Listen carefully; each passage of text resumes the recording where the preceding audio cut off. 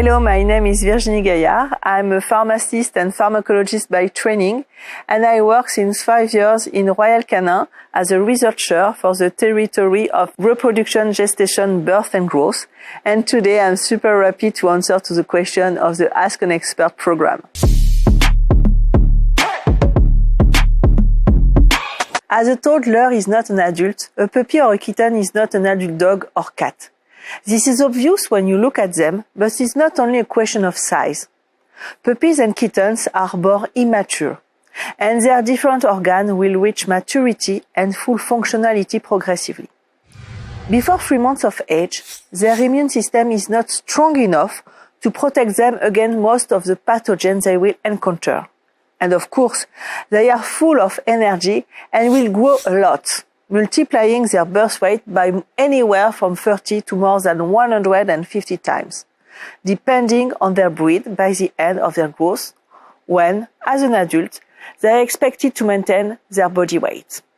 Consequently, their needs, especially nutritionally speaking, are very specific, and special attention must be paid to fulfill these special needs.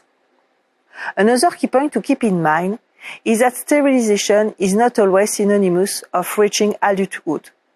Neutering is performed most of the time before adulthood, and sometimes quite early, but a sterilized puppy or kitten is not an adult.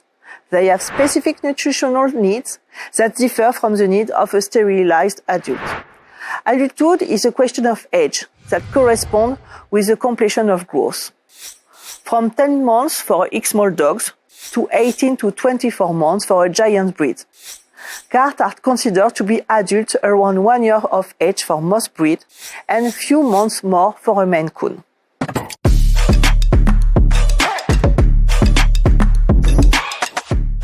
For every puppy and kitten, as for human babies, the early months of life are a world of discovery but also a wonderful window of opportunities.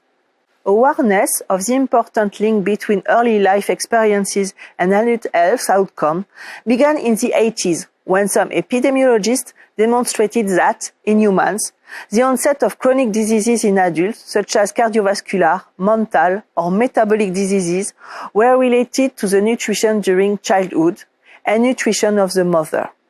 Since then, the same phenomenon, the so-called DOAD, an acronym for Developmental Origins of Health and Diseases, has been observed in multiple animal species, including cats and dogs, even if for the pets there is still a lot to discover.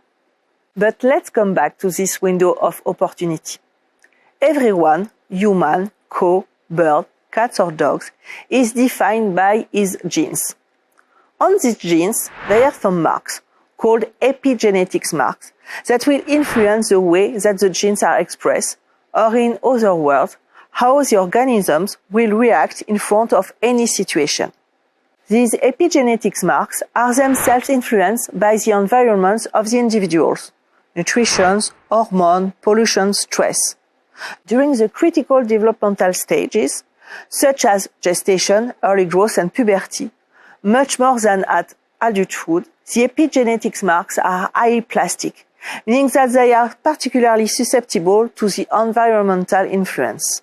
That's why the early stage of life are a wonderful window of opportunity for every puppy and kitten.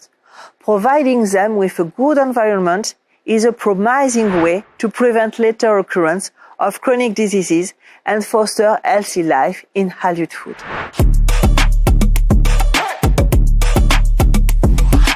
This concept of DOAD, in a way, solidifies the responsibility of the breeder, the owner and the veterinarian to put the puppy or the kitten on the right track to give them the best chance of living a long and healthy life. If I could insist on a concrete point for pet owners, it would be the prevention of their pets developing obesity, starting during the puppy or kittenhood. We know that overweight and obesity are associated with a lot of comorbidities and a reduction of the pet life expectancy and quality of life.